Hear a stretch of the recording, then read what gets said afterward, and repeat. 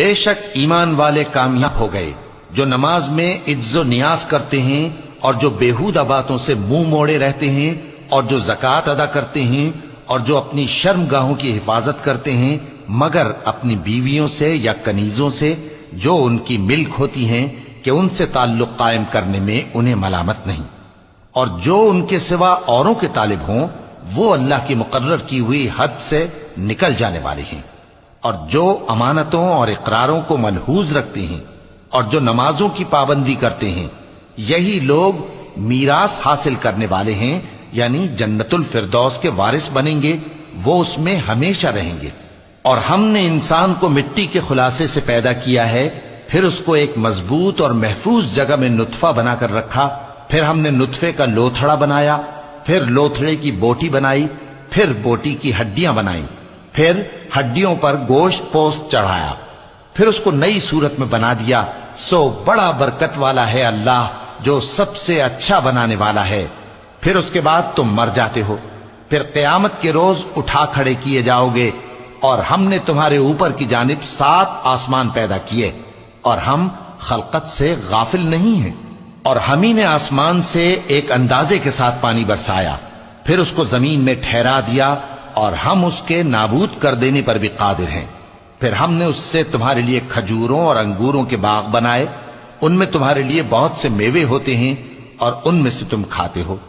اور وہ درخت بھی ہم ہی نے پیدا کیا جو طور سینا کے دامن میں ہوتا ہے، یعنی زیتون کا درخت کہ کھانے کے لیے روغن اور سالن لیے ہوئے اگتا ہے۔ اور تمہارے لیے چوپایوں میں بھی عبرت ہے کہ جو ان کے پیٹوں میں ہے اس سے ہم تمہیں دودھ پلاتے ہیں، اور تمہارے لیے ان میں اور بھی بہت سے فائدے ہیں، اور بعض کو تم کھاتے بھی ہو، اور ان پر اور کشتیوں پر تم سواری بھی کرتے ہو۔ اور ہم نے نوح کو ان کی قوم کی طرف بھیجا تو انہوں نے ان سے کہا کہ اے قوم، اللہ ہی کی عبادت کرو، اس کے سوا تمہارا کوئی معبود نہیں، تو کیا تم ڈرتے نہیں؟ اس پر ان کی قوم کے سردار جو کافر تھے کہنے لگے کہ یہ تو تم ہی جیسا آدمی ہے، تم پر بڑائی حاصل کرنی چاہتا ہے، اور اگر اللہ چاہتا تو فرشتے اتار دیتا۔ ہم نے اپنے اگلے باپ دادا میں تو یہ بات کبھی سنی نہیں، اس آدمی کو تو دیوانگی کا عارضہ ہے، تو اس کے بارے میں کچھ مدت انتظار کرو۔ نوح نے کہا کہ پروردگار، انہوں نے مجھے جھٹلایا ہے، تو میری مدد کر۔ بس ہم نے ان کی طرف وحی بھیجی کہ ہمارے سامنے اور ہمارے حکم سے ایک کشتی بناؤ۔ پھر جب ہمارا حکم آ پہنچے اور تنور پانی سے بھر کر جوش مارنے لگے تو سب قسم کے پالتو حیوانات میں سے جوڑا جوڑا یعنی نر اور مادہ 2 کشتی میں بٹھا لو، اور اپنے گھر والوں کو بھی سوائے ان کے جن کے نسبت ان میں سے ہلاک ہونے کا حکم پہلے صادر ہو چکا ہے۔ اور ظالموں کے بارے میں مجھ سے کچھ نہ کہنا، وہ ضرور ڈبو دیے جائیں گے۔ بس جب تم اور تمہارے ساتھی کشتی میں بیٹھ جاؤ تو اللہ کا شکر کرنا اور کہنا کہ سب تعریف اللہ ہی کے لیے ہے جس نے ہم کو ظالم لوگوں سے نجات بخشی۔ اور یہ بھی دعا کرنا کہ اے پروردگار، ہم کو مبارک جگہ اتاریو اور تو سب سے بہتر اتارنے والا ہے۔ بے شک اس قصے میں نشانیاں ہیں اور ہمیں تو آزمائش کرنا تھی۔ پھر ان کے بعد ہم نے ایک اور جماعت پیدا کی اور انہی میں سے ان میں ایک پیغمبر بھیجا جس نے ان سے کہا کہ اللہ ہی کی عبادت کرو کہ اس کے سوا تمہارا کوئی معبود نہیں،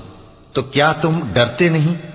اور ان کی قوم کے سردار جو کافر تھے اور آخرت کے آنے کو جھوٹ سمجھتے تھے اور دنیا کی زندگی میں ہم نے ان کو آسودگی دے رکھی تھی، کہنے لگے کہ یہ تو تم ہی جیسا آدمی ہے، جس قسم کا کھانا تم کھاتے ہو اسی طرح کا یہ بھی کھاتا ہے،